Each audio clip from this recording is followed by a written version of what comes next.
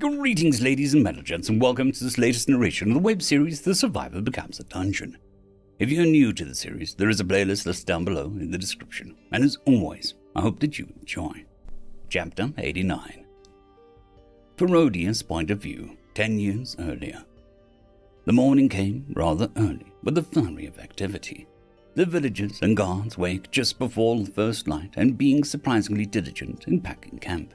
Ferodius was mobile enough by then and helping where he could, only slightly groggy due to having helped with the watch the night before. While the carts were being loaded with camping gear, one of the guards who had been riding the warblers ended up rolling the ankle while carrying a crate. Their fall was rough, and the ankle was quick to swell, looking rather bad. Though, thanks to Regan and his life magic, the ankle would be healed up properly before the day was over. The problem now was that there wasn't another guard to ride the remaining warbler. Thus Ferodius found himself riding along with the caravan on a warbler, free from the constraints of being a passenger or simply waiting to arrive at the next stop. The warbler was a homely bird that had an array of black feathers that was interspersed with shades of grey-browns. His name was Shazoo, and there wasn't a thought behind his black beady eyes as it squawked out to nobody in particular. The day went on fairly quickly this time, and being actively a part of the team that patrolled the area around the caravan proved to be a very good way to help whittle the minutes away. As lunch rolled around, Ferodius found himself riding along with various carts and wagons, checking in with everyone while passing out sandwiches that those in the larder wagon had made for everyone else.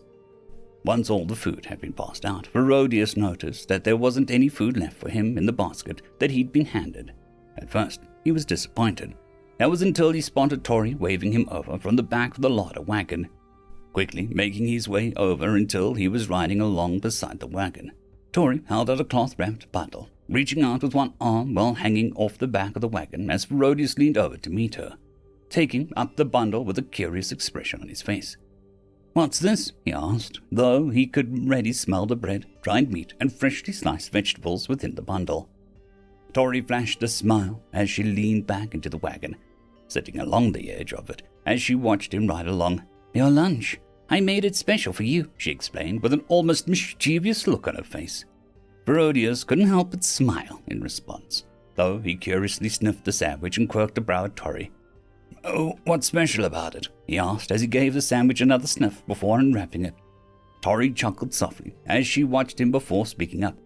"It's made special with an excuse so we can talk a little bit," she mused before covering one side of her mouth with her hand as if to hide her words.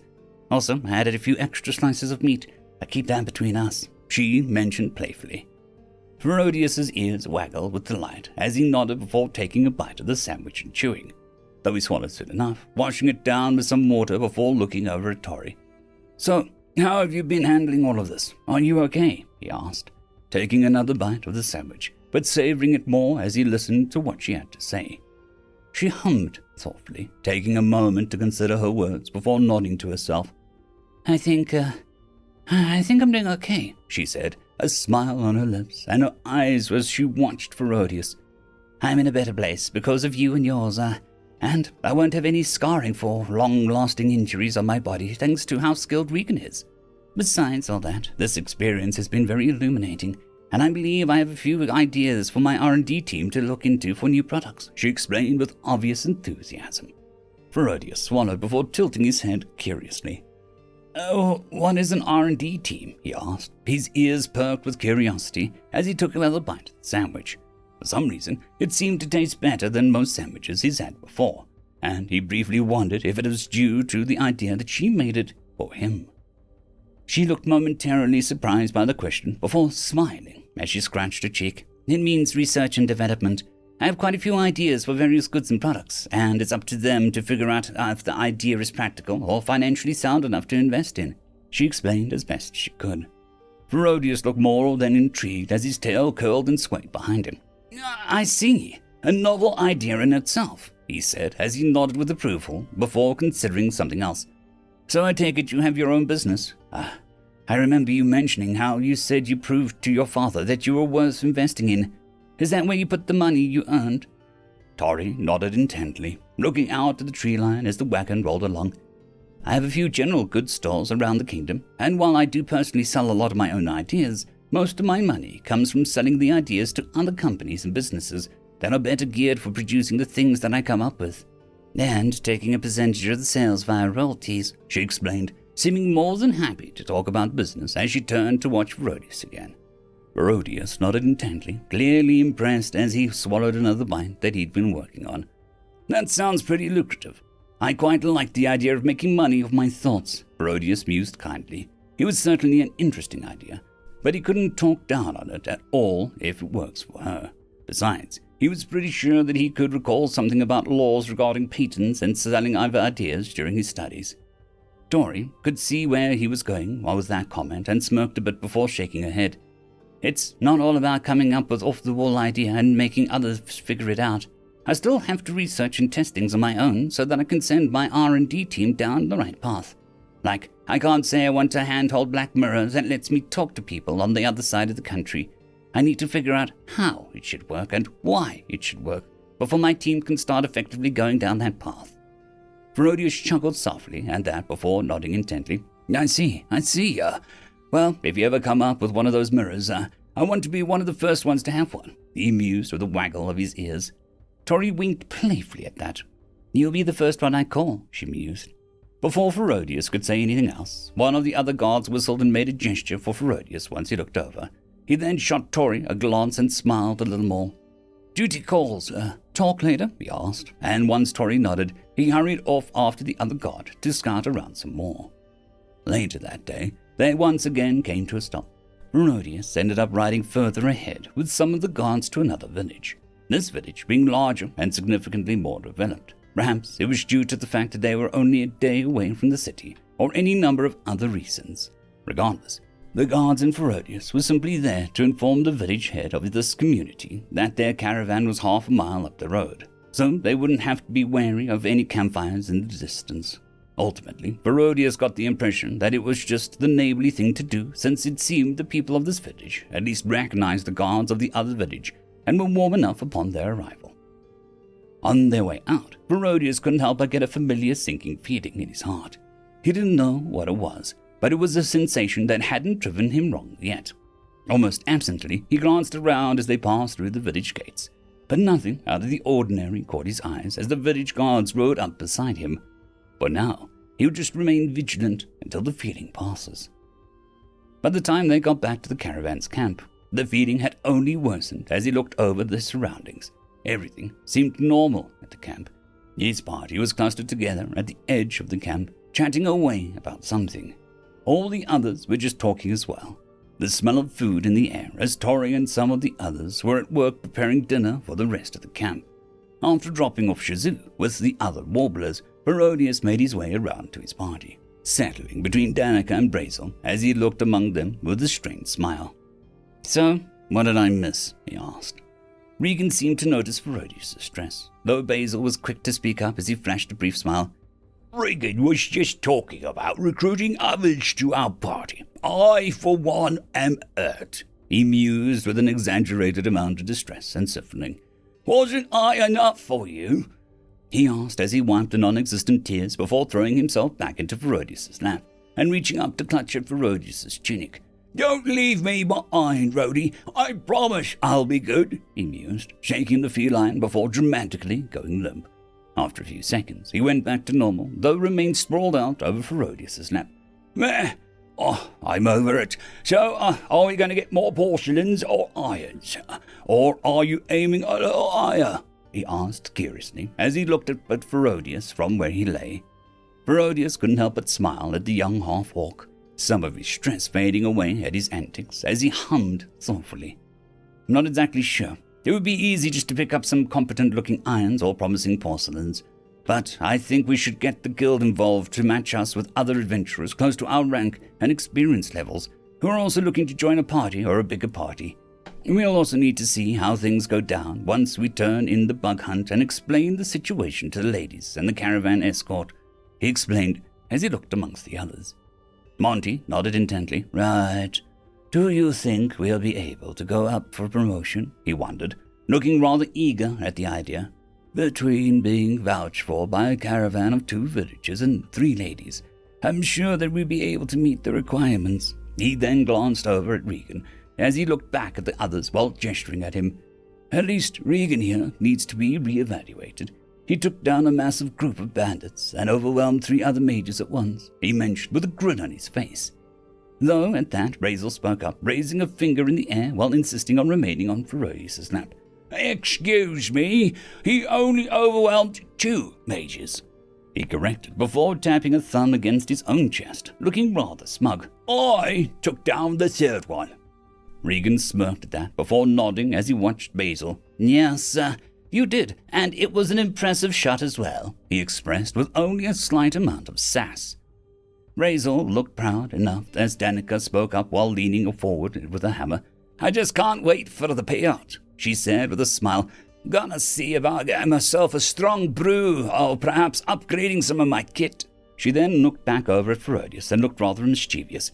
"Though I am more interested in the compensation the Count's daughter has been promising you. Well, I need to start calling you Count Rody before the week is out," she teased while stroking her glorious goatee. Ferocious's ears waggled, but he mostly maintained his composure as he averted his gaze. "Oh, come now, that's not how it works, and you know it," he said with a vaguely annoyed huff, though Brazel was full on snickering at his expense. Danica quirked a brow, still looking rather amused as she twirled the end of her goatee around her index finger as she watched Ferocious for another moment before speaking up. "No, I really don't. But how are you so adamant and sure of how it is?" she asked curiously. Ferocious glanced over at her as his tail curled and flickered. "It's because my father works with nobles. I have experience being around them," he explained, not lying but not telling the whole truth. Danica merely shrugged, seeming appeased by the explanation as she toyed with her beard. "Perhaps that may be, but it's not like it'll be your choice. If that lady really wants you, and you want her back, then I'm sure she'll find a way for both of you to be together," she considered as she draped her arm around Monty and pulled him close, the young man's cheeks flushing faintly, but not moving from where he ended up. "Maybe we should get our own wagon," Brazel piped up from nowhere, a smile growing on his face.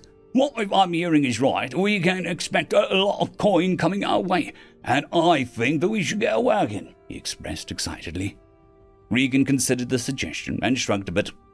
"That's actually not as bad of an idea, especially if we're going to be traveling with more people and trying to our hand at taking on more complex and dangerous jobs. It'll definitely increase our overall range and mobility, as well as how much equipment that we can put together, or even the spoils that we can bring back. Sure, I'll look into it," Regan offered with a nod, which earned an enthusiastic fist bump from Brazel. Before they could chat for a while longer, the smell of food had gotten stronger and closer. Ferocious's ears twitched as he heard Tori approaching with bowls of stew made with some fire-grilled meats from yesterday's kill. "Hope you all enjoy it," she said rather charmingly, holding down a tray as everyone took the bowls. Danica was first to take a drink of the piping hot stew as Tori left, the lady smiling at Ferocious as he took up his own bowl before making her way back to the others. As Monty went to drink from his bowl, Danica looked away from him before looking over at Ferocious and speaking soft enough under her breath for him to hear. "Don't, it's poisoned," she warned, eyeing the bowl of stew she already drank from. Ferocious's back tensed as she took Brazel's bowl before the half-orc could drink from it and tapped at Regan with his tail to get his attention. Looking over at Danica, with the worried expression, he whispered back, "What is it?" "Oh, will you be fine?" he asked. Danica smiled a bit as she took another sip of the stew, swirling it around thoughtfully before looking over at Ferocious. "I'm glad to see you care," she teased slightly before looking at the stew again. "I recognize the taste, but don't worry, it's not lethal, nor is it nearly strong enough to take down a dwarf like myself," she explained with a gentle smile, though she narrowed her gaze and looked amongst the others in the camp. "It's a knockout drug of some kind, though I have had a bad feeling that we're not the direct targets," she mentioned, spotting Lady Historietta starting to come back towards their group after a couple of minutes. She was all smiles, though she looked to be unsteady on her feet as she came up behind Ferocious, draping her arms around him as she pulled him close, his shoulders against her chest while she nuzzled into his chin against the top of his head. "I've been poisoned, and I'm not strong enough to resist it. Please help," she whispered desperately into his ear while being overly affectionate. Herodias went stiff at the display, cursing himself for enjoying the moment despite the direness of the situation. "We know," he whispered back, bringing up a hand to cradle her cheek, which she leaned into. He flashed an overly charming smile to his party as he started to stand, supporting Tori as he held her close with one arm. "Spread out amongst the camp and pretend that you've eaten the soup. Drop when others start to drop," he instructed softly, before walking off with Tori, the lady keeping her act up as she draped both arms around his neck, allowing herself to be half carried while he held her close at the hip. "You're gonna be okay. I'll protect you," he whispered back to her. His ears twitched as he could sense the camp starting to go quiet as people succumbed to the poison. Just barely reaching his tent, Tori went completely slack, forcing him to take a dive as he went limp halfway into his tent. He landed with a dull thud, doing his best to take the brunt of the fall to protect Tori in her unconscious state. Laying still, all he could hear at first was Tori's soft breath at his ear, though before long, he heard the sound of grass crunching beneath the feet of others. He could sense someone nearly atop of him. His body tensed until he suddenly heard the deep thwum of Brazel's bow. End of chapter. I'd quickly like to thank the T5 peeps: Bitmori, Terran on Air, Cold War Boomerwaffen, Sevaren Serberous, Red Panda 121, Leslie 517, Bushmaster 177, Casper Arnholtz, Cam Maxwell, Lightjock, Dragzoon W.R.E, Lord Azrekahl, and Arcadian. Thank you.